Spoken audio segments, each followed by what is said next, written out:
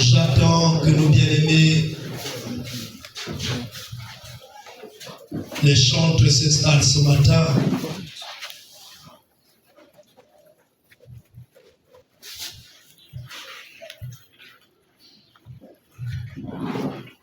La Bible demande à ce que les pieds des enfants d'Israël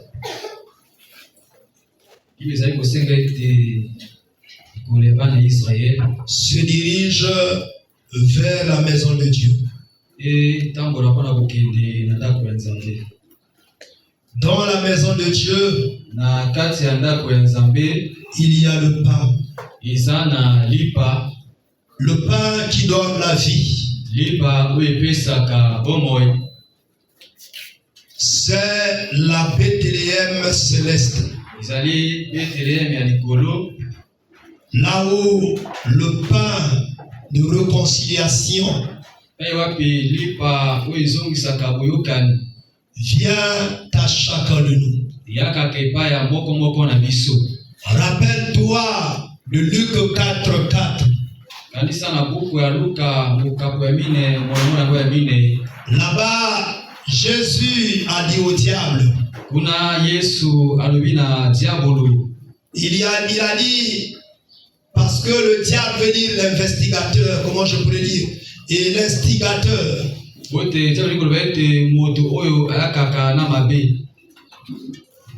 Il a dit à Satan, qui veut dire l'opposant, il dit, l'homme ne vivra pas seulement de pain, mais de toute parole qui sort de la bouche de l'Éternel. Nous voici à cette précieuse occasion. Je voudrais dire à un bien-aimé frère, sœur, que nous sommes à notre deuxième culte de l'année 2026.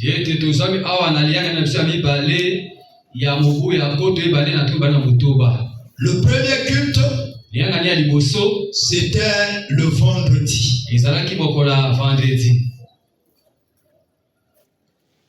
Mon ami, à ce deuxième culte, nous poursuivons la prédication que nous avons amorcée le vendredi. Donc le thème de ce jour est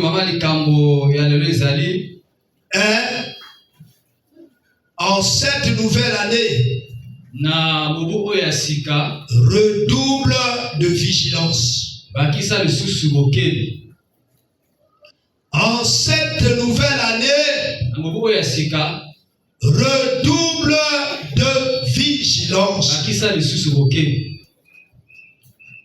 Mon ami, qu'est-ce que la vigilance? La vigilance, c'est le fait de pouvoir bien analyser chaque chose.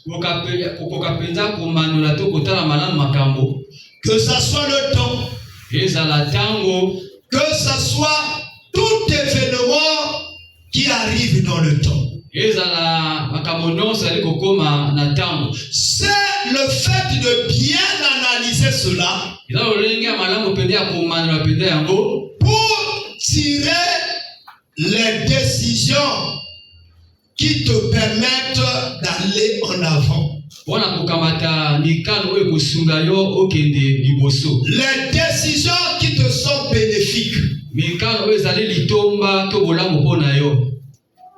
Et vous voyez, pour être vigilant, il faut que tes yeux voient.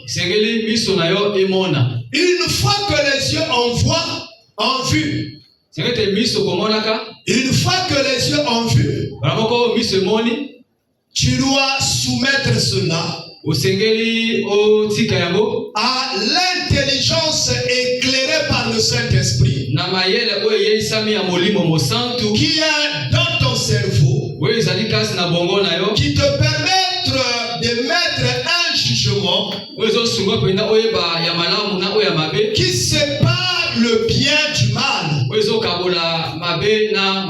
qui sépare la saleté avec ce qui est saint, afin que tu choisisses la part qui donne la vie. C'est ça la vigilance.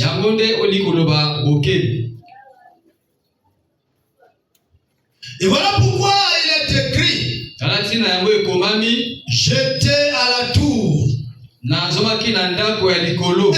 je regardais. Or qu'à la tour, c'est pour monter la garde. C'est pour regarder tous ceux qui viennent. Est-ce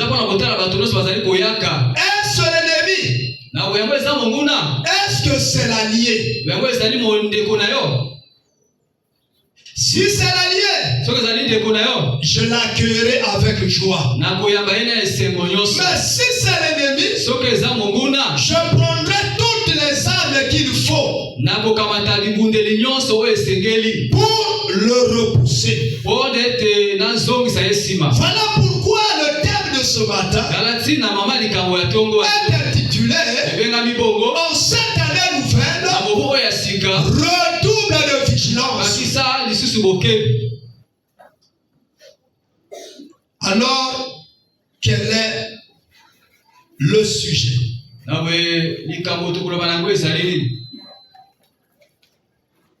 Quel est le sujet? Sanctifie-toi. Sanctifie-toi. Alors, sûrement ceux qui étaient ici le vendredi, ils auront dit: mais il y a quelque chose qui s'est renversé. Exactement. C'est ça ce que Dieu nous a donné comme poste. Je voudrais qu'avec le soutien des uns et des autres, nous allons donner lecture du texte de base. Et tu sais qu'est-ce qu'on doit faire chaque fois qu'on doit lire les Écritures?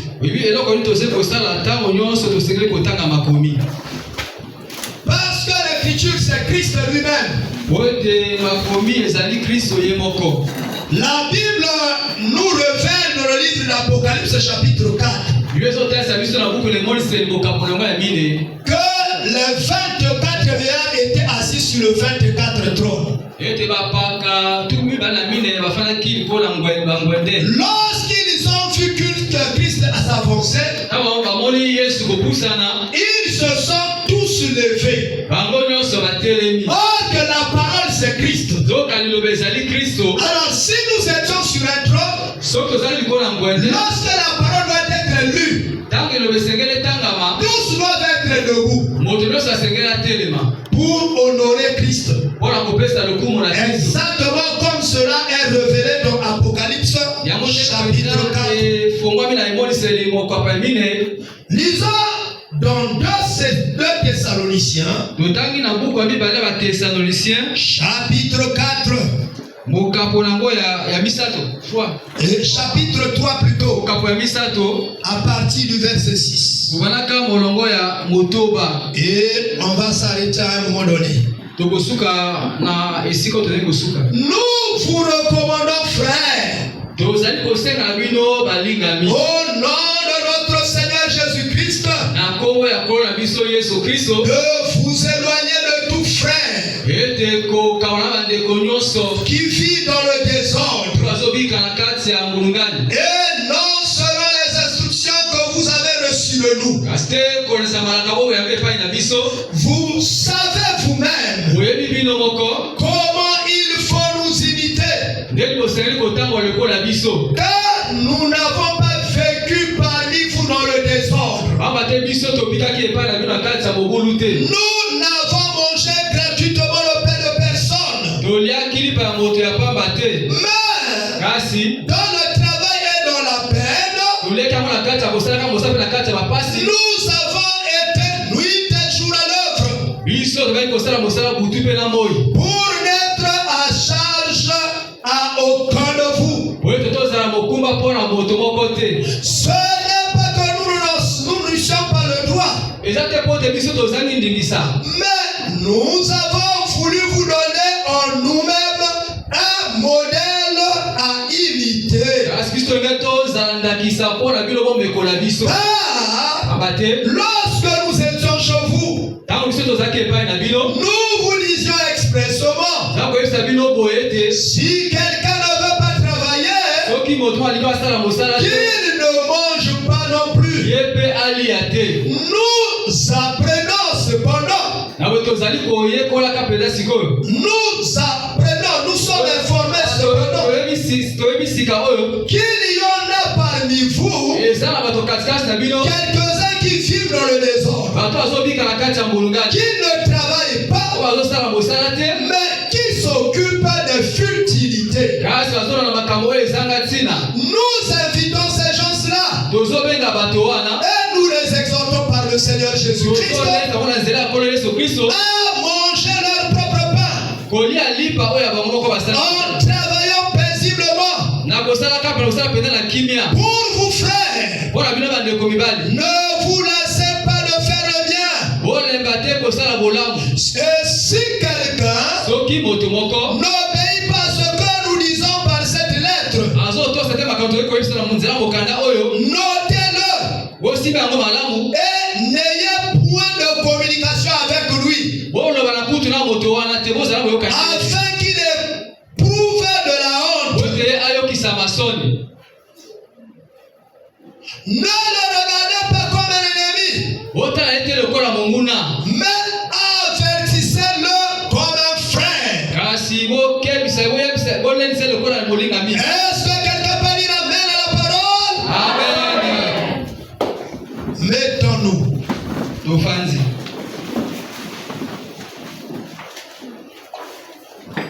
Bien-aimé, je crois que nombreux étaient inquiets.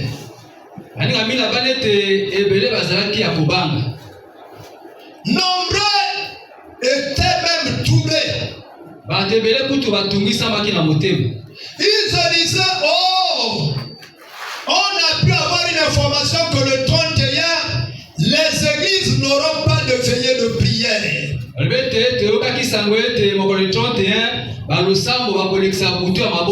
Finalement, cela n'était que des rumeurs. Puisque le gouvernement n'a pris aucun papier pour interdire les veillées de prière.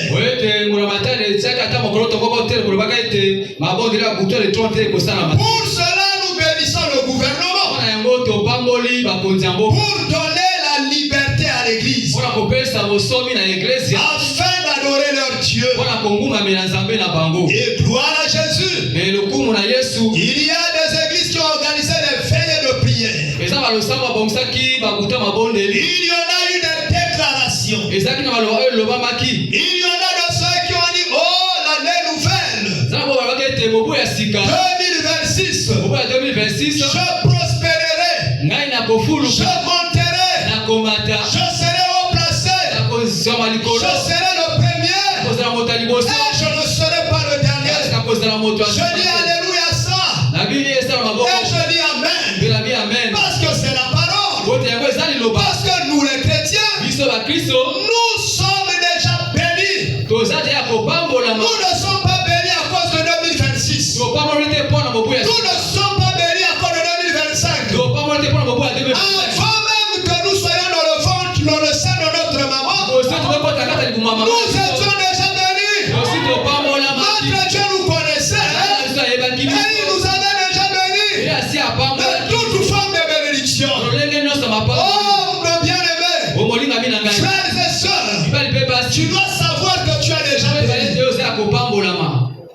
Mais lorsque quelqu'un est béni, pour rentrer dans sa destinée, il y a des choses qu'il doit pouvoir faire.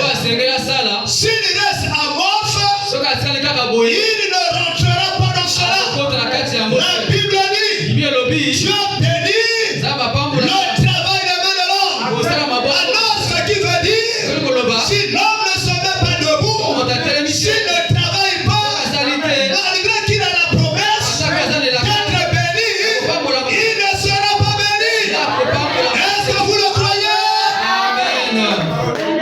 Il y a des gens qui ne disent pas Amen parce qu'ils ne veulent pas travailler. Est-ce que vous le croyez? Amen. Oh, surtout les enfants ne disent pas Amen parce qu'ils ne veulent pas travailler. Les enfants ne veulent pas dire Amen parce qu'ils ne veulent pas travailler. Tu peux être prédisposé à s'admettre un examen. Tu peux être prédisposé pour réussir à un examen, pour aller à une autre classe supérieure. Mais tant que tu ne te mets pas debout, tant que tu ne travailles pas, cela ne t'arrivera pas. Au lieu de tomber dans le carré où on s'admet, tu tombes dans l'échec. Et souvent dans ce cas-là, les chrétiens ont une mauvaise habitude de condamner Dieu. Oh, Dieu m'a pas aidé. Dieu m'a pas béni. Il a laissé que la difficulté puisse me vaincre. Oh, que tu as pris l'option du paresseux. Le paresseux, lui, il voit toujours la difficulté.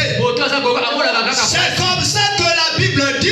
Le paresseux voit toujours le lion dehors. Le lion ici ne représente pas le démon, mais plutôt la difficulté. Tu sais, dans ta vie, tu peux te construire une difficulté qui devient une montagne infranchissable. Tu te crées une barrière. Et tellement que tu imagines la barrière, cela t'empêche de te mettre debout. Cela t'empêche d'avancer. Rappelle-toi que tu as reçu le pouvoir. En tant que chrétien, le pouvoir de marcher sur les serpents, le pouvoir de marcher sur les scorpions et sur toute la puissance de l'ennemi. Si tu crois que la barrière dans ton travail, dans ton œuvre est montée par Satan, mais rappelle-toi que tu as reçu le pouvoir de renverser cela et d'aller plus loin. Vous le croyez? Amen. Est-ce que vous le croyez? Amen. Gloire à Dieu.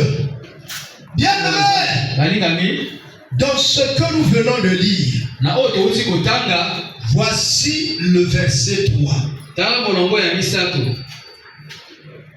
Voici ce qu'il nous dit. Non, le verset 6 plutôt. Le tout premier verset que nous avons lu. Nous vous recommandons, frères, au nom de notre Seigneur Jésus-Christ, de vous éloigner de tout frère qui vit dans le désordre et non selon les instructions que vous avez reçues de nous. Bien-aimés, qu'est-ce que l'Éternel nous demande en cette année nouvelle? Ce que l'Éternel nous demande en cette année nouvelle, c'est que nous ne devons laisser aucune chose infecter ou impacter négativement notre vie. Nous ne devons pas donner l'occasion à cela. Nous ne devons pas laisser dans nos vies une telle chose nous détourner de la pensée de Dieu. À chaque fois et à tout moment, chacun de nous ne doit pas se laisser amorcer. Ne doit pas se laisser amorcer ni vaincre ou gagner par le mal. Alors, comment discerner le mal et le bien? Dieu, lui qui est le créateur du ciel et de la terre, lui qui est notre origine, il nous a donné un code de conduite. Dans ce code-là, que nous appelons la Bible, toutes les choses sont claires. On nous a montré qu'est-ce qui est mauvais et qu'est-ce qui est bien. La Bible dit dans l'Ancien Testament, j'ai mis devant toi le bien et le mal. Mais Dieu donne le conseil. Toi, choisis le bien. Dieu ne nous a pas laissé aveugles. Pour que nous ne sachions, nous ne savons pas où est le mal, où est le bien. Il nous a donné l'écriture afin que tout soit clair. Le bien ou le mal. Alors, bien-aimé, la première chose que nous devons faire, c'est de lire la parole de Dieu telle qu'elle est écrite dans la Bible. Parce que cette parole écrite dans la Bible nous aide à identifier ce qui est bien et ce qui est mauvais.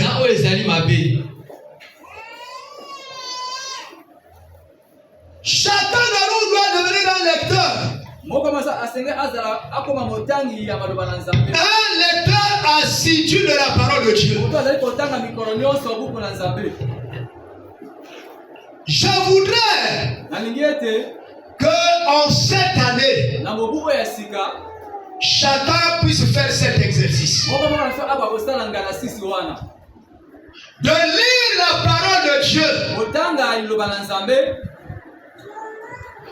De la lire avec l'aide du Saint-Esprit.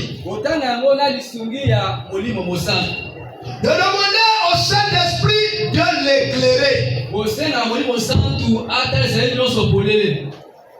De demander au Saint-Esprit un esprit de discernement. Oh Saint-Esprit, aide-moi.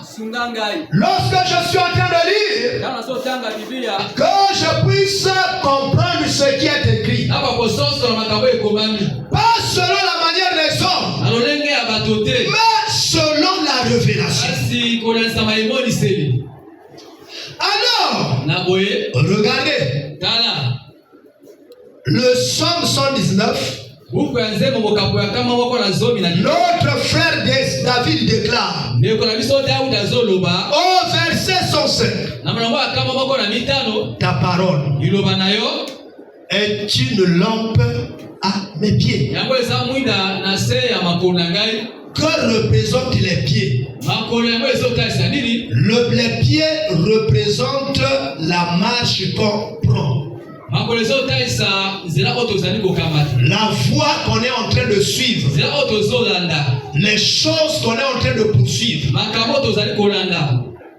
Et la parole nous éclaire dans les analyses, dans les décisions, dans tout ce que nous faisons.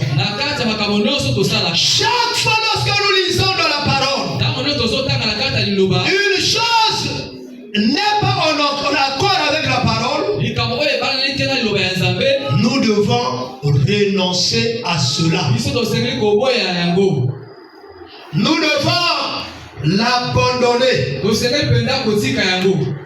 nous devons toujours poursuivre les choses qui sont autorisées par la parole. Maintenant, regardez. Comme nous sommes dans une société, on vit au milieu des frères et des sœurs. On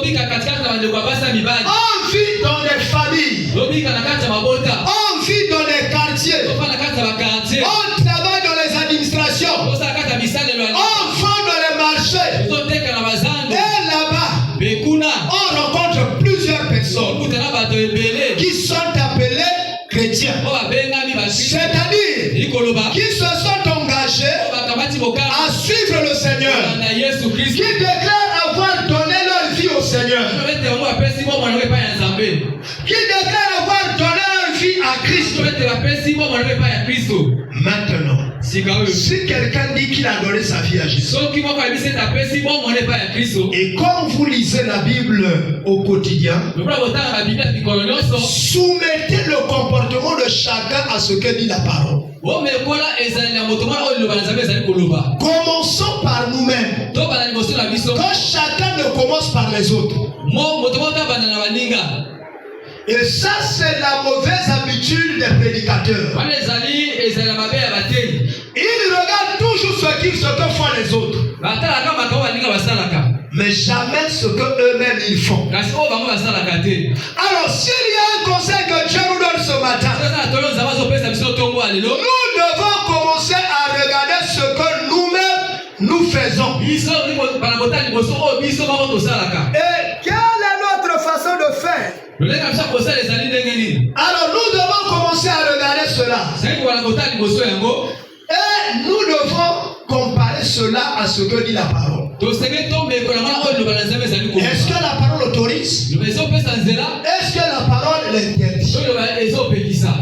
Et vous savez comment il faut agir. Jésus a dit, notre Père qui es aux cieux, que ton nom soit sanctifié, que ton règne vienne, que ta volonté soit faite sur la terre comme elle est au ciel. Ça veut dire quoi?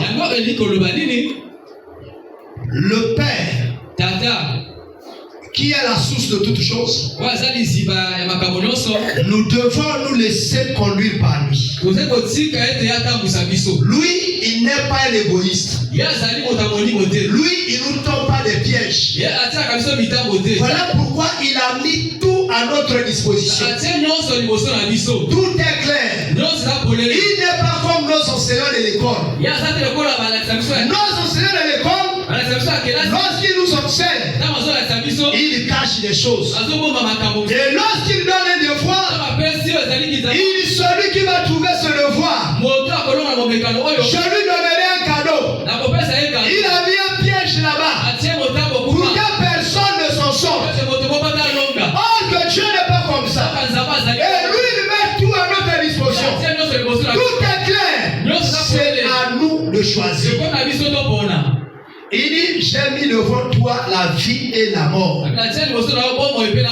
Il te conseille de choisir là. Il dit, toi, choisis la vie. Mon ami, maintenant, comme nous vivons dans les sociétés, soyons vigilants. Nous appelons tout le monde frère. Nous appelons tout le monde sœur. Parce qu'ils s'assemblent avec nous dans les assemblées locales.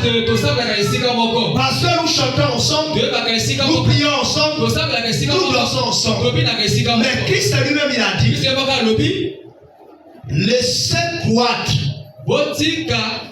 la mauvaise herbe et la bonne herbe. Ça veut dire quoi? Dans les assemblées, tout le monde n'est pas chrétien. Est-ce que vous le croyez?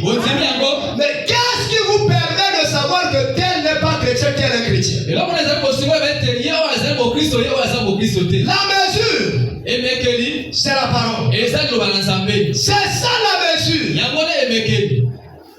Mon ami, la mesure, c'est pas la prophétie. Oh, un tel c'est un sorcier. Oh, un tel c'est un magicien. Chaque arbre ne produit de fruits que par rapport à sa nature. Lorsque tu es une mauvaise arbre, un mauvais arbre plutôt, tu ne peux produire que des mauvais fruits. Parce que le sang qui coule en toi, la save qui coule en toi est infectée. Et les fruits que toi tu produiras, personne ne peut en cueillir pour manger. Vous voyez, il y a des arbres chez nous, dans nos maisons, dans nos quartiers. Lorsque tu passes, on dit, oh, le manguier là produit des fruits qu'on ne peut pas manger. Mais tu vois, parfois c'est des jolis mangues. Mais ces mangues là sont infectés. Pourquoi? Parce que ça dépend de la sève qui coule dans le manguier. Et cette sève-là étant infectée, alors ça infecte en même temps les fruits. Et voilà pourquoi, si quelqu'un est infecté, il est conquis par un esprit du mal. Malgré les efforts qu'il fera, il finira toujours par manifester le mal. Il finira toujours par manifester les choses contraires à la volonté de Dieu. Si quelqu'un est conquis par Dieu, il finira toujours par manifester l'œuvre de Dieu, par manifester le fruit du Saint-Esprit. Mon ami, une source ne peut pas produire une eau qui est à la fois douce et amère. Si la source est amère, l'eau sera amère. Si la source est douce, l'eau sera bonne à la consommation. Moi je suis chrétien, mais telle chose je ne fais pas. Même si la Bible l'a dit. Non, cela ne dépend pas de toi. C'est l'esprit qui est en toi qui parle. Tu crois que c'est ta pensée et tes décisions? Non, parce que tu es conquis, tu es vaincu par un esprit de mal. Chaque fois que tu fais le bien, tu n'arrives pas. Tu es poussé toujours à faire le mal. Et comme ça, tu sors un langage amer. Alléluia. Alléluia. Que chacun de nous se discerne lui-même d'abord. N'allons pas d'abord parler des autres.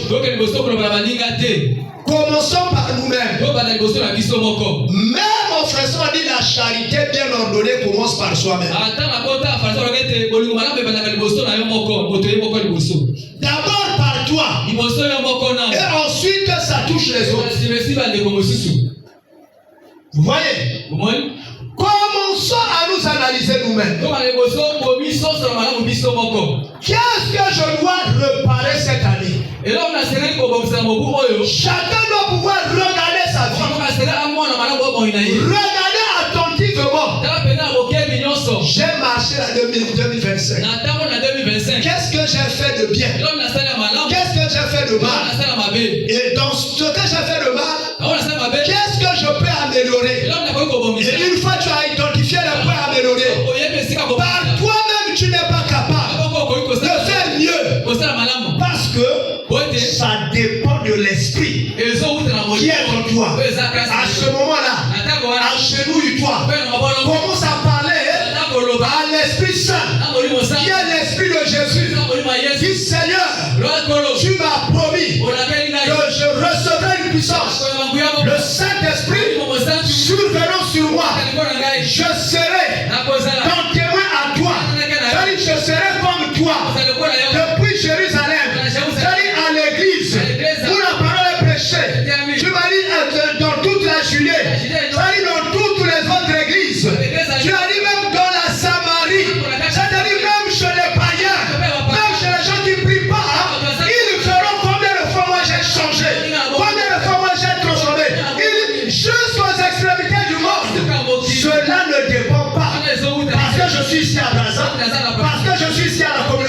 évangélique, même si je suis en Europe, je ne tomberai pas dans la publicité. Je ne tomberai pas dans l'escroquerie. Je ne tomberai pas dans les mauvaises œuvres. Parce que celui qui vit en moi a déjà purifié ma vie, a déjà changé mon comportement, me pousse toujours à faire du bien. Mon ami, si tu es chrétien, il arrive que tu fasses de mauvaises choses. Tu es habité, hanté, conduit par un esprit démoniaque, par un esprit satanique. Parce que l'esprit satanique ne peut pas te permettre de se conduire dans le bien. Tu peux maquiller le bien, mais le mal finira toujours par se manifester. Vous voyez le sorcier, le fait qu'il soit habité par un esprit impur, il peut être gentil, il peut être libéral, il peut soutenir quelqu'un, il finira toujours par avoir un calcul. Comment faire pour te détruire? Tu es parfois étonné. C'est un tel qui a tué un tel? Non, c'est pas vrai. Ça peut pas être lui. Le problème, c'est pas lui. C'est l'esprit qui habite en lui. C'est l'esprit qui l'a conquis. C'est l'esprit qui le domine. Le pousse à faire des choses que même lui ne peut pas faire. Voyez les occultistes. Parfois, il n'a pas besoin de sacrifier son enfant. Mais le fait qu'il est dedans, on lui dit il faut donner comme sacrifice l'enfant que tu aimes. Il peut même pleurer. Il est même blessé. Mais il ne peut pas faire autrement. Il est obligé de se soumettre, de sacrifier l'enfant. Alléluia. Amen. Mon ami, si tu es habité par l'esprit de violence, même si tu viens ici à l'église, on prêche, tant que tu n'as pas reçu la délivrance, tu sortiras d'ici. On écoutera demain matin que le frère André s'est battu. Oh, que tel frère a tué quelqu'un par un couteau. Tu dis comment? Si tu es habité par un esprit de mensonge, tu ne manifesteras que le mensonge. Tant que tu n'es pas libéré de cet esprit. Voilà pourquoi en cette année nouvelle, chacun de nous doit identifier ses faiblesses. Ne commencez pas par les autres. Commençons chacun par lui-même. Moi, je commence par moi. Je suis prédicateur. Je dois commencer à regarder dans ma vie. Quels sont mes défauts? Quelles sont mes faiblesses? Et après que j'ai identifié, je sais que moi seul, je ne peux pas abandonner cela. Je dois m'agenouiller. Je ne dois pas seulement m'arrêter à des prières légères. Je dois rentrer jusqu'à une prière profonde. Parce que Jésus a dit à ses disciples un jour, il y a de ces esprits qui ne quittent, qui n'abandonnent que lorsque le jeune s'est accouplé à la prière. Pas seulement par la prière. Vous voyez, il y a des choses. Vous priez. Dieu, je veux que tu m'enlèves ceci. Dieu, je veux que tu m'enlèves ceci. Dieu, je veux que tu m'enlèves ceci. Mais tu vois que ça revient. Ça revient. Ça revient. Comment ça revient? Pourtant, je demande à Dieu de m'enlever cela. Ça demande une dimension plus avancée. Ne t'arrête pas sur la dimension où tu es. Va un peu plus. Va un peu plus loin. Ne t'arrête pas seulement à cette dimension. Fais un peu plus. Fais plus d'exercices spirituels. Vous savez, lorsque tu veux avancer plus loin, la seule technique que Satan a, c'est de commencer à t'envoyer un vent. Tu entends un bruit. Le bruit là, parfois, ça se manifeste par des sentiments. Parfois par des sentiments dans le corps. Tu sens que tu as mal ici. Vous savez, peut-être quelqu'un ici l'a déjà senti un jour. Le jour où tu veux commencer un jeûne, tu sens qu'il y a quelque chose qui t'empêche. Le diable, c'est toujours un opposant. Dès que tu as programmé, et lui il a déjà vu que tu as programmé, alors il commence à monter un combat. Vous savez pourquoi il monte le combat? Parce qu'il sait que lorsque tu feras ça, tu sortiras de cette situation. Il sera vaincu. Mais pour qu'il ne soit pas vaincu, il commence par un bruit. Vous savez, le combat spirituel commence toujours par des images, par des langages. Lorsque Goliath, avec les Amalécites, se sont retrouvés devant les Israélites, avec les Philistins, se sont retrouvés devant les Israélites. Vous savez comment le combat a commencé? Comment ça a commencé? Le combat a commencé par l'écho. Et tout le monde ne sait pas avancer. Les deux troupes se sont rangées face à face. Mais la seule personne qui est sortie des troupes, c'est Goliath. Il est sorti du côté des Philistins. Il est ici parmi vous. Il y a quelqu'un qui peut me combattre et qui peut me vaincre. Tout notre peuple deviendra vos esclaves. Mais si moi, il ne parle pas, il ne dit même pas si mon peuple. Il dit si moi, je gagne, vous serez tous nos esclaves. Pourquoi? Parce que lui, il a la renommée. Tout le monde sait que lorsque vous livrez un combat contre Goliath, lui il fait toujours. Parce qu'il n'a jamais été vaincu. Et tout le monde hésitait. La Bible dit 40 jours et 40 nuits. Personne ne s'est démarqué du côté d'Israël.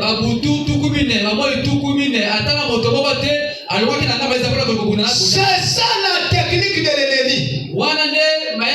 De faire peur. De dire ça là tu ne pourras pas. Ça même les médecins ne peuvent pas. Tu vas chez le médecin, le médecin dit ça là vraiment il faut aller en Europe.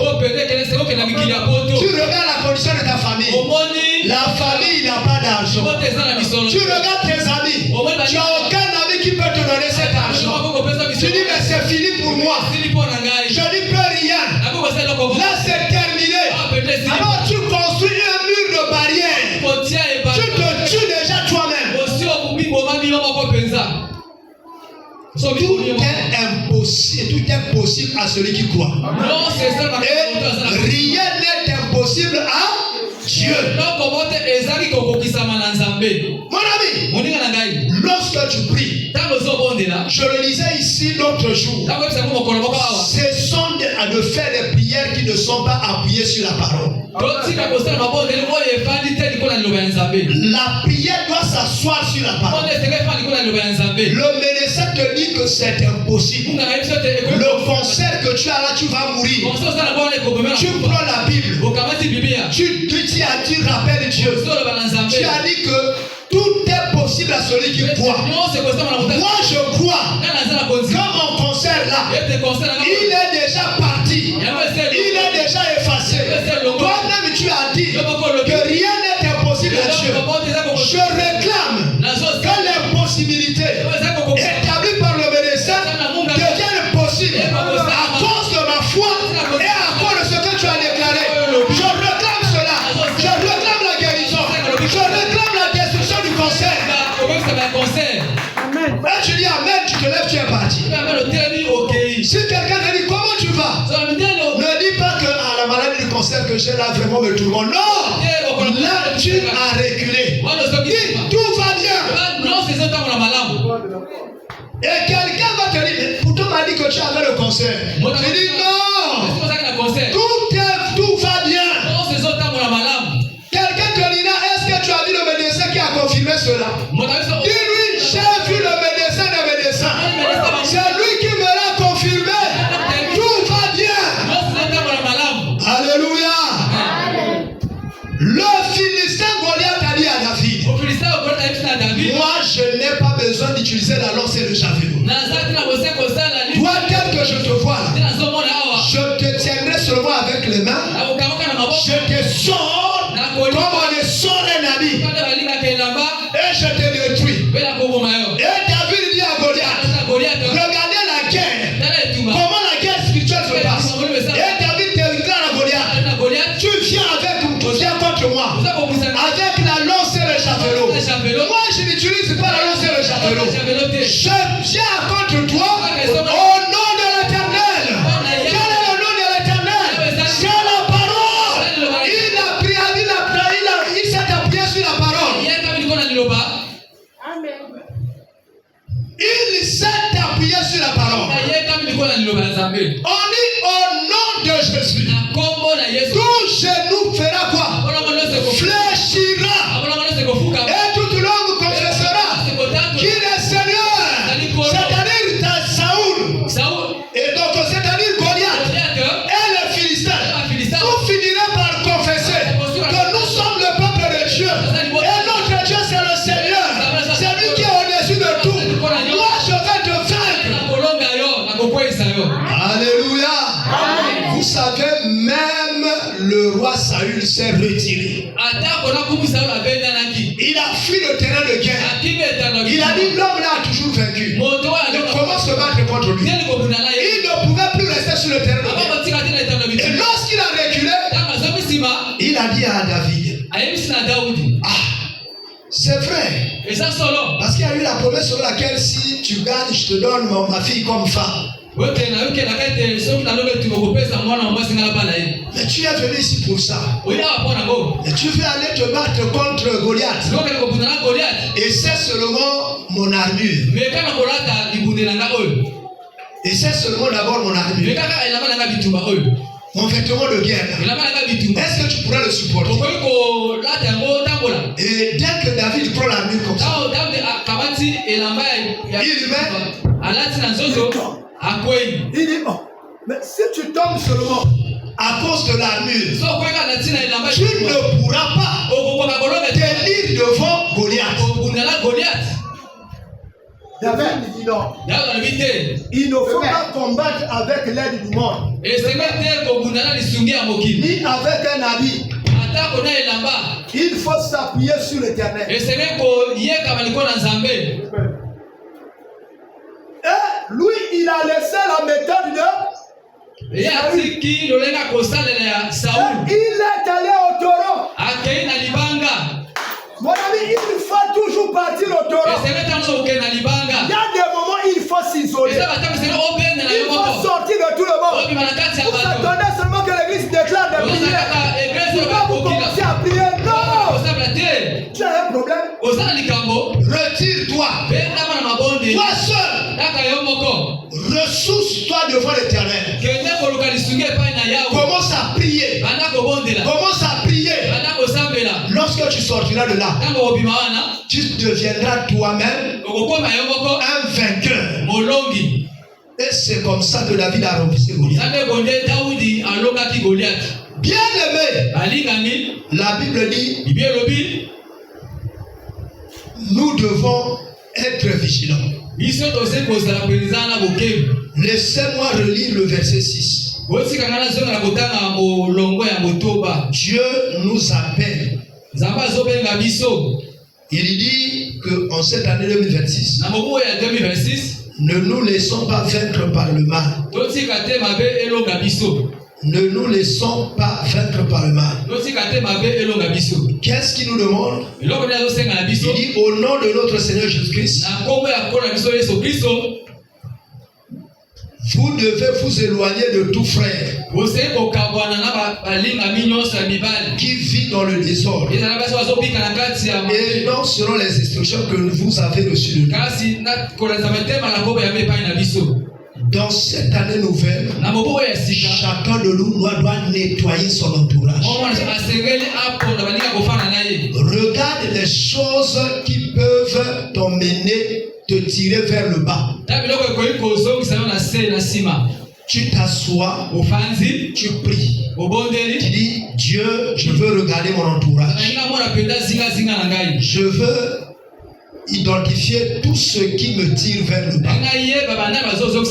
Si tu te rends compte que chaque fois que tu marches avec le frère Madouka, lui ne parle que des gens, alors ça rend ton cœur, ou ça sème la haine dans ton cœur, ou ça sème la jalousie dans ton cœur. Ce que tu dois faire, c'est seulement de s'éloigner de lui,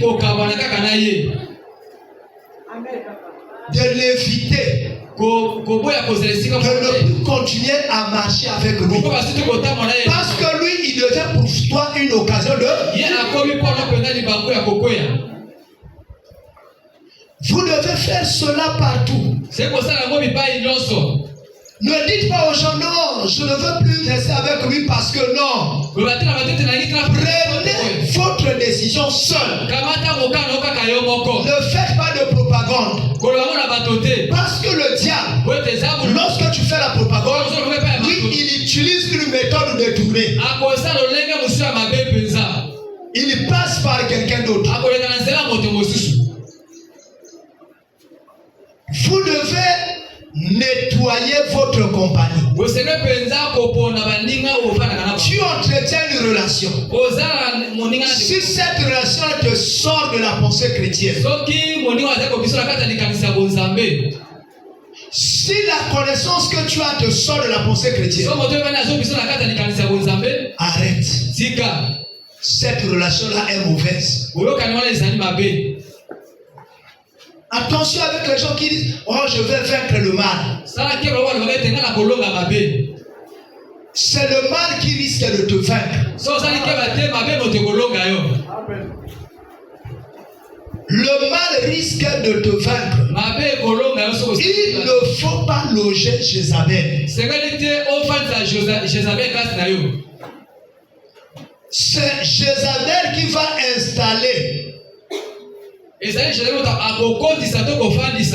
l'autel de Baal dans ta maison. Et tu seras méconnaissable. On se rappellera de ce que tu faisais avant.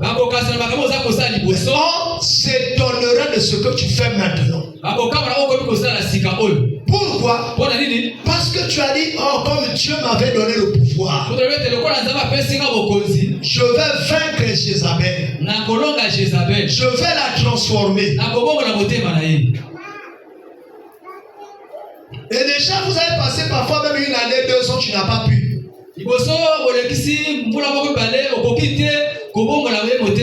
Mais tu dis, je vais la transformer.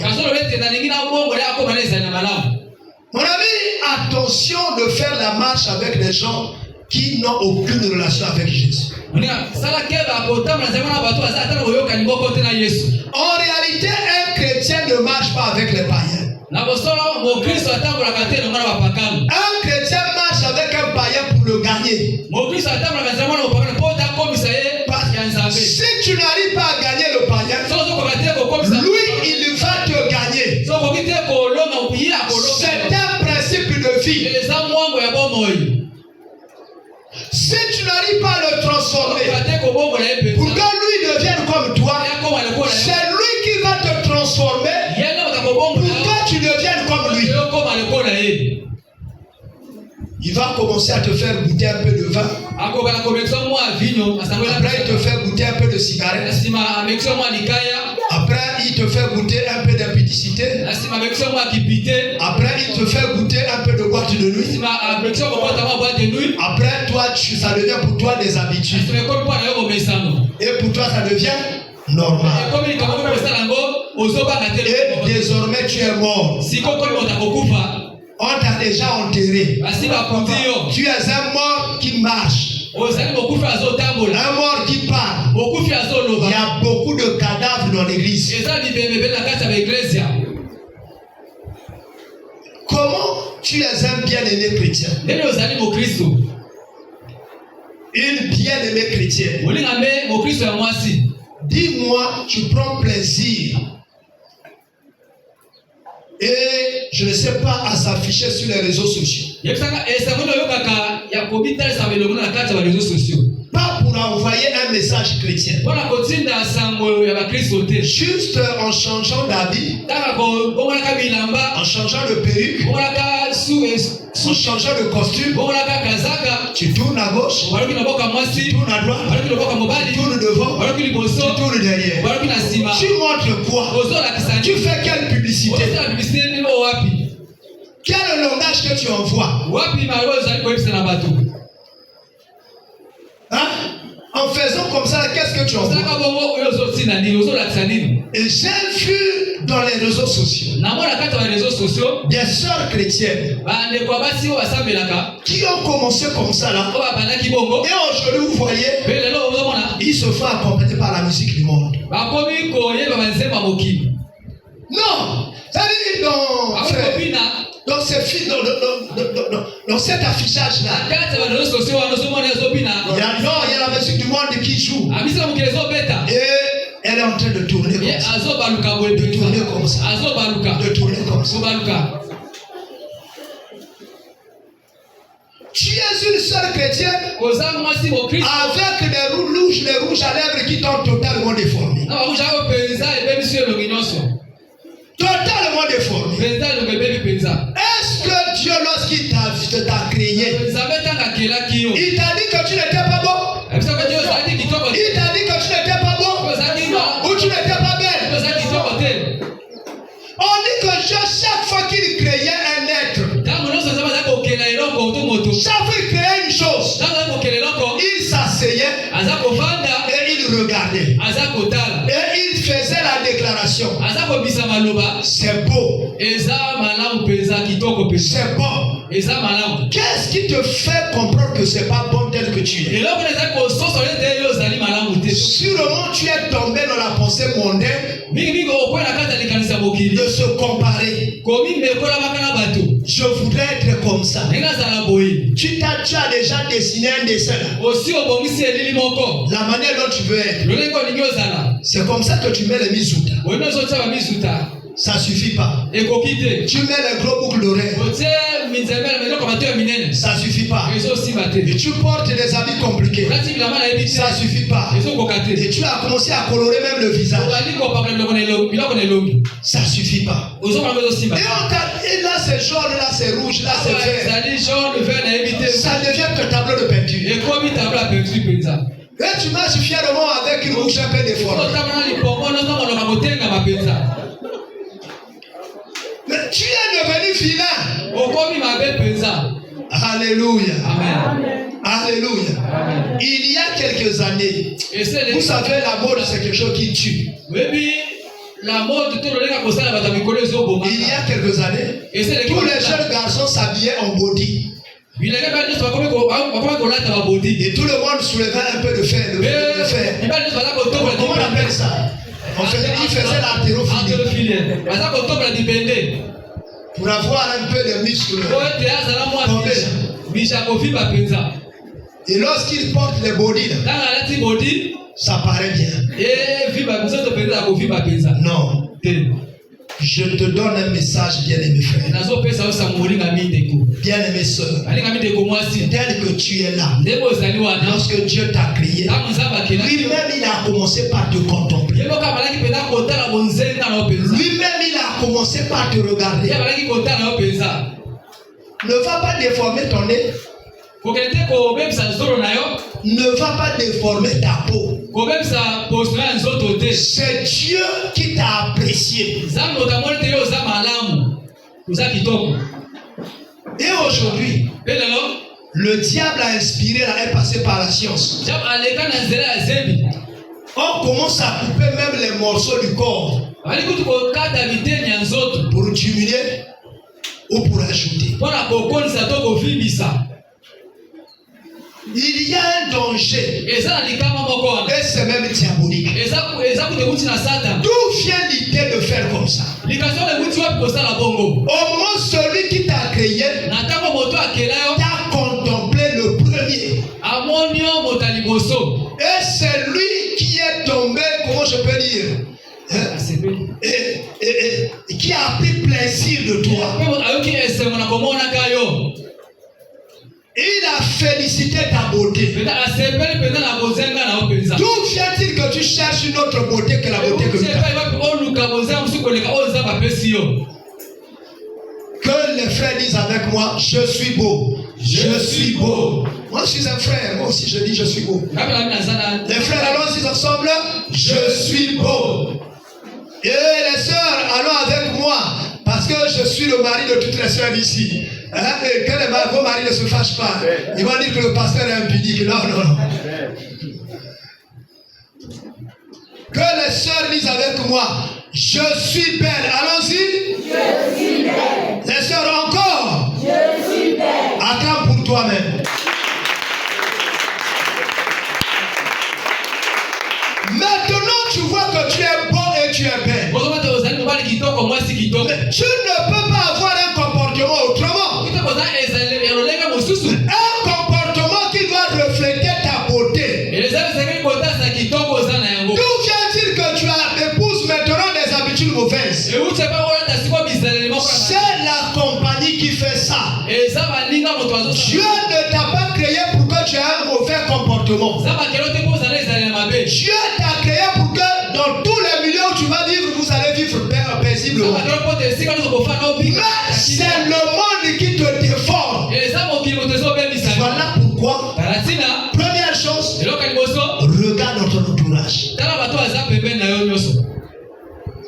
Identifie. Lorsque tu vois le bien et le mal, le conseil de Dieu, choisis le bien. Dieu ne t'a pas créé pour le mal.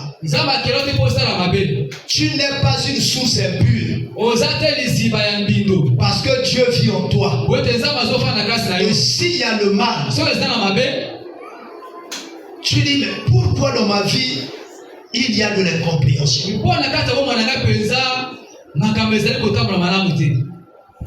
Si quelqu'un me dit une chose, je réagis toujours mal. Non. Tu pries pour que désormais ça ne soit plus ainsi. Tu brises la montagne du mal. Parce que la foi que Dieu t'a donnée, c'est la foi qui soulève les montagnes. Tu dis, pourquoi chaque fois que je veux voir telle soeur, on parle toujours des autres sœurs à l'église? Tu commences à prier. Tu dis, Dieu, la prochaine fois que je vais visiter cette soeur, elle ne parlera plus de ça. Dès que tu arrives là, tu dis, ma soeur, aujourd'hui je suis venu là. On va regarder 2 Timothée 3. Les versets 16 et 17. Et dès que la soeur va commencer, tu vas m'adhérer dans l'église. Non, soeur. Aujourd'hui, Dieu nous a donné 2 Timothée 3. 16 et 17. Regardons d'abord ça avant de parler de Marie Madeleine. Et lorsque vous parlez de 2, 3, 16 et 17. Je dis, bon, ça reste qu'à ce moment on peut encore parler de Marie Madeleine. Non, je crois que ça vaut plus la peine. Je crois que c'est la parole qui est la meilleure chose. Prions que plus jamais nous ne tombons dans les erreurs qu'on faisait.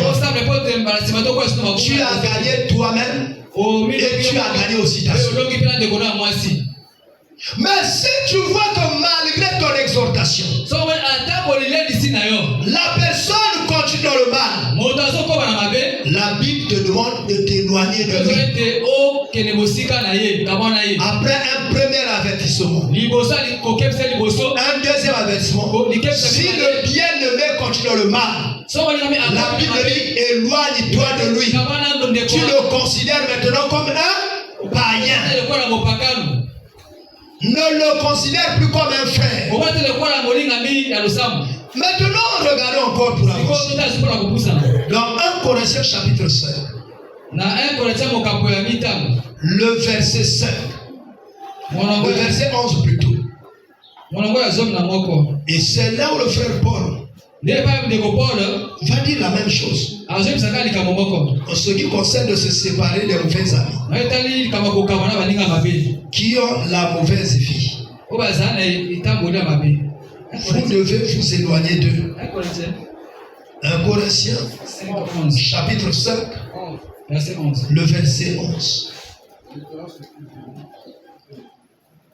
Vas-y frère.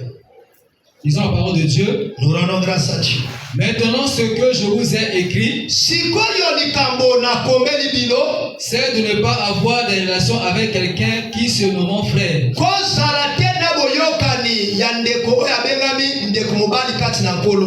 Qui est impudique, ou cupide, ou idolâtre, ou outrageux, ou ivrogne, ou ravisseur, de ne pas même manger avec un tel homme. Tu as entendu? Oui. Quelqu'un qui mène une vie impure. Quelqu'un qui mène une mauvaise vie. Cette personne ne doit pas être dans ta compagnie. C'est pas parmi les personnes que tu dois visiter. Tu dois t'éloigner de cette personne. Éviter les mauvaises choses. Éviter les mauvaises compagnies. Pourquoi? Parce que les mauvaises compagnies déforment les bons comportements. Déforment négativement. Que ce soit au quartier, que ce soit au lieu de travail, que ce soit au marché, même les soeurs qui travaillent dans les salons de coiffure, s'il y a quelqu'un qui fait toujours des mauvaises choses, éloigne-toi de la personne. Parce qu'à force qu'il te parle de ces choses, il finira par t'infecter. Ton comportement aussi deviendra comme son comportement. La mauvaise vie est comme la tuberculose. Le fait que quelqu'un qui a la tuberculose parle à côté de toi, les petites salives t'atteindront. Et toi aussi, tu seras infecté. Yo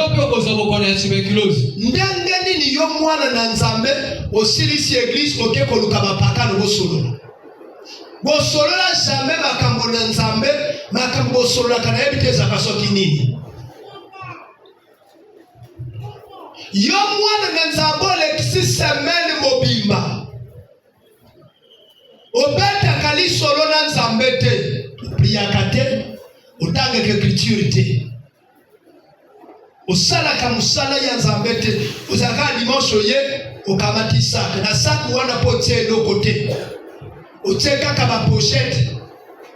Otie kaka na yebite s'occuper ba lait de beauté. Na ba tirer de beauté. Mais et ça dans la Bible n'a qu'à tenir l'eau pété. Oye kaka na mone l'église la forme kaka boye. Si ko wape no ke ko peso makasi ya ko continuer ko tambola na bonzambe. Wape no ke ko peso makasi. So ko kompena na ubwakisa to kenda kina l'église. Mateya toyokaki. Ezala ki mateya il falo ya kuna. Au lieu qu'on tire Mateya en pratique, ils ont soutenu la félicité Mateya. Après, on s'en vient à l'Élie, il y a Kotonga Anne. Après, on s'en vient à l'Élie, il y a Kotonga Pierre. Tika comportement. Bien aimé. Imite ceux qui ont une marche exemplaire. Tu vois les gens qui ont une marche appréciable. Ce qui fait plaisir. Vous savez, le témoignage d'un enfant de Dieu, le vrai témoignage, c'est pas celui qu'on donne à l'église. C'est celui qu'on donne dans ta famille. Parce que ta famille peut apprécier où tu étais, où tu es arrivé, quels sont les défauts que tu avais avant et les défauts que tu as maintenant. Et aussi le quartier. Ici à l'église, on passe seulement quelques heures. Parfois on commence par l'intercession. Et puis on finit, on fait l'adoration, la prédication, on termine, amen, on sort. On n'a pas le temps de bien regarder le comportement des services. Mais au quartier et dans la famille, on sait si tu as changé ou pas. Mon ami, imite le bon exemple. Paul a dit, soyez mes imitateurs. Comme moi-même, je suis imitateur du Seigneur Jésus. Tu imites qui? N'imite personne si la personne n'imite pas le Seigneur. N'imite pas une personne si la personne ne s'aligne pas à la parole. Si tu es dans ce cas-là, éloigne-toi de la personne. Imitez ceux qui ont une marche exemplaire. Les personnes que tu dois imiter sont celles qui vivent selon la parole ou les Écritures.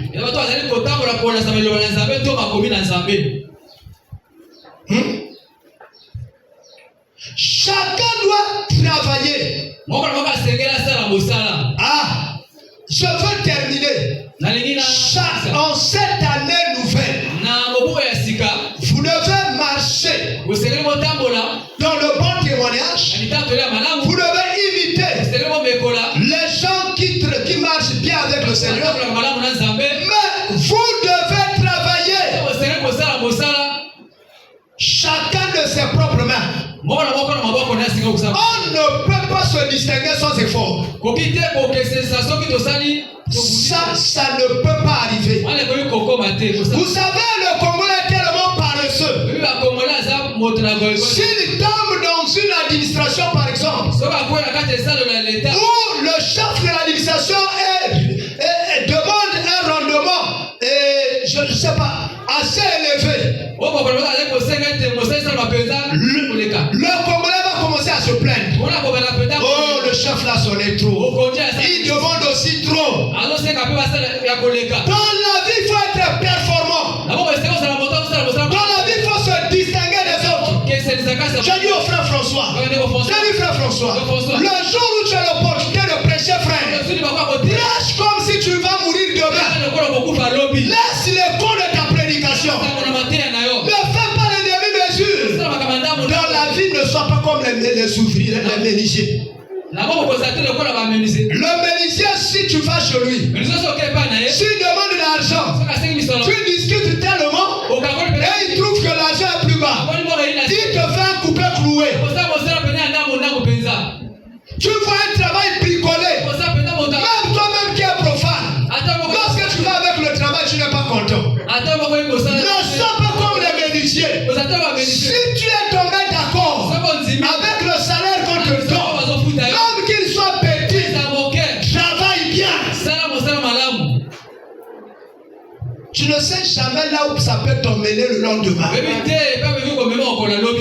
Le bon forgeron finit toujours par se distinguer.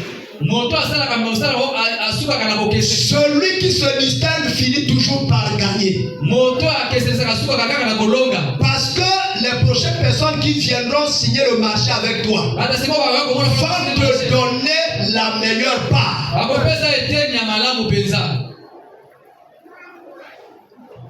Voilà pourquoi chaque fois que tu as l'occasion, montre ton savoir-faire.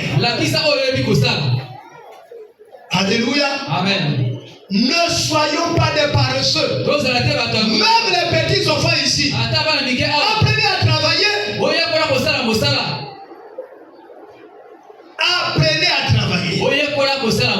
Moi, je vois dans nos quartiers, dans nos rues, il y a des enfants qui vont à l'école. Le matin, tu le vois, il a des sachets d'eau. Ils font de l'eau. Mais après, l'après-midi, il va à l'école.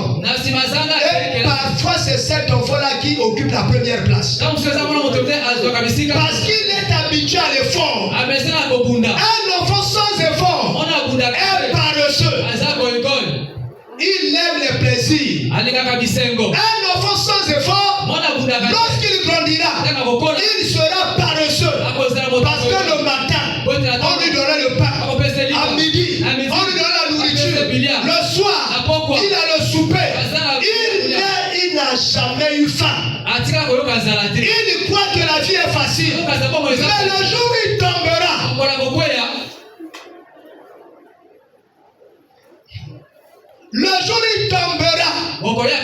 seul dans un milieu difficile, tout ce qu'il fera, c'est se plaindre. Vous savez, les chrétiens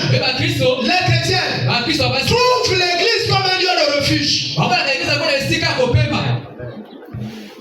Trouve l'église comme un lieu de refuge. Oui, l'église est un lieu de refuge. Parce que Christ, le propriétaire de l'église, il est un lieu de refuge.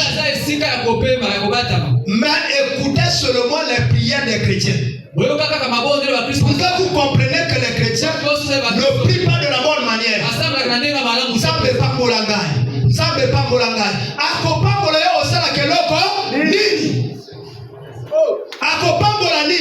Dieu bénit le travail des mains de l'homme. C'est le principe biblique. Dieu ne bénit pas le paresseux. Alléluia. Yo sama salibaro selaga mobala pesa kambongo. Non, telema. Changer habitude. Kenda pe kolukisa. Mobala ye kenda mo yopo ye na nambo. Je lui ferai une aide semblable. Je lui ferai une aide semblable. C'est la parole. Ne soyons pas paresseux. Le paresseux est pleurnichard. Le paresseux est accusateur. Toujours en train de se plaindre sur les autres. L'enfant nous est bâtissant. Ne peuvent bâtir que ceux qui travaillent de leur propre main. Ne peuvent bâtir que ceux qui suent. Un enfant qui ne travaille pas, dès que tu lui dis, tu vas au marché de Talangai. Là-bas, ce qu'on voit ici à petites choses à 5 000. Là-bas, c'est 4 700. Il dit, papa, où est l'argent du bus? Parce qu'il est paresseux. Le paresseux a toujours des réclamations. Il veut voir tout facile. Il y a des enfants, tu lui dis. Là-bas, c'est 4 700. Voici les 4 700. Il part. Il va. Il revient. Vous savez, il y a des enfants qu'on récompense après avoir vu son attitude. Il y a des enfants qu'on ne donne rien parce qu'il a une attitude paresseuse. Vous voyez, il y a des enfants qui demandent tout et qui ne contribuent à rien. C'est un danger. Frères, sœurs, aujourd'hui vous êtes des jeunes. Vous avez la force à cause de l'âge que vous avez. Comme vous élevez vos enfants dans la paresse, ces enfants-là demain matin ne seront rien. Ils seront même une charge pour vous. Toi tu es déjà fatigué, il vient encore te demander de l'aide. Alléluia. Aboti na ndako tata abali mwasi ayena mwasi na ndako nini ya tata. Alléluia. Pourquoi ayekona kopumbwate mwana ndeke soka aboti masala il faut pumbwa. Alléluia. Amen. Il faut yekola kopumbwa. Dans la vie tu dois te battre. La vie n'a pas de cadeau. La vie c'est une sélection naturelle. Les faibles meurent. Frère, je Je me suis retrouvé un jour à la gare du Nord à Paris. Non, à la gare du Nord. La gare du Nord, c'est un quartier. Et je me suis retrouvé à la gare du Nord à Paris, dans un magasin. Et un blanc m'a approché. Il me dit, moi j'ai fait, donne-moi l'argent. J'ai sorti 10 euros. Et je lui donnais. Et puis une blanche a accouru. Une blanche a accouru. Elle est venue auprès de moi. Elle m'a dit, toi tu es parti de ton pays pour venir donner l'argent aux gens ici. Repars chez toi. Lui il a choisi de ne pas travailler. Il ne doit pas manger. Comme ça il apprendra comment il faut travailler. Il dit, pourquoi tu lui donnes de l'argent?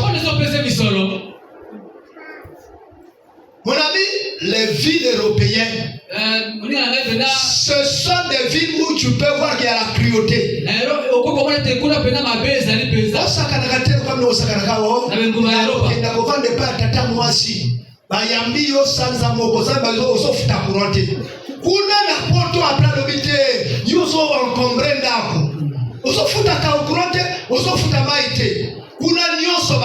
Amen.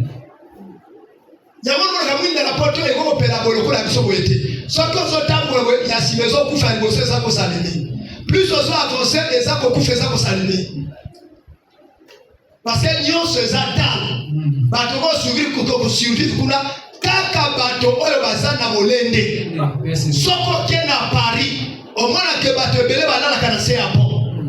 Bande kuna bila mususa, azonga na komasa lolendo, alati kavata zo tourner, o asa parisien. Tuna ya bana kolala wapi? Alléluia. Amen. Bamsuba somba moi banda kwa mikem kwa banda kuswanga na moi. Azola na Champs-Élysées, na jardin public. Soki ayewa bandiko tutatolo na za parisien. Wana kenda poto. Yo pe rêve ya kokenda poto pe lekio. Alléluia. Amen. Nani mokozi? Yes. Telema. Mbule lekaki osalaki musalate. Mbule lekaki osaka paresseux. Mbule lekaki osaka mwana ndeke. Soki mama pungwaye ofongoli munoko akoti na munoko meli. Mbula oyo sala mwana ndeke te. Mbula yo sala révolution. Teka mali, teka siki, ataba cholio lelo mbongo ezakana couleur te. Alléluia. Mbongo jamais kolwa mbongo parce que na teka kamali. Mbongo maye ezalaka mbongo. Bino muso kosa. Oh, il faut nazo musala ya leta. Tuna biso to sake pa ya leta. Ezana basi moko kuna tu fais des dettes. Atonda banyo. Ngana yebisa kwa sanga. Mkomsuna kena na direction générale des transports terrestres. Frère, moi ça zo kenena bakangiye saka. Muninga moi saka ngiye saka. Alobi lelo kokenda ndako na sakete. Lelo sake kokenda ndako te. Sake kotikala. Odefa mbongo na ngai. Oloba to kofuta après 2 mois. Et comme 6 mois ofuta te. Lelo sake kotikala. Wayeli po bazo kusere sake. Il fallait baninga bayaka ba supplier ye. On se va bandage. Oyebi basi la solidarité. Na ye ba kite. Basi la solidarité. Mususa ye, hein? Oriel soko kangiye sake. Nera kokuma na ndamu. Mubana kukazaki akenda kolale pa ya mubana. Mubana boteli yesaka. Pesa yesaka ko kusala boyete. Osomomela moninga libala. Osomona te. Kusala boyete vraiment Oriel c'était kaye pesa yesaka mama. Kosa wana musaye pe na discours. Wana musaye na discours. Wana moninga lobi na pesi mbaloyo. Soki lobo ye na moteur. Na kukanga saka. Posa ya biloko na basi. Mbongo ya kufutezate. Meposa ya kotefa. Amen. Ndekalia kana nivo ya mbongo na ye. Kolia biloko eleki mbongo na yote. Okokota boumbu. Okota vie esclave. Na mbule o changer comportement. Tika makambe ya defa. Amen. Yomo kosana bongo te. Otondi sama puta na ndako. Memo bala kesa kosana makango. Ndeki to de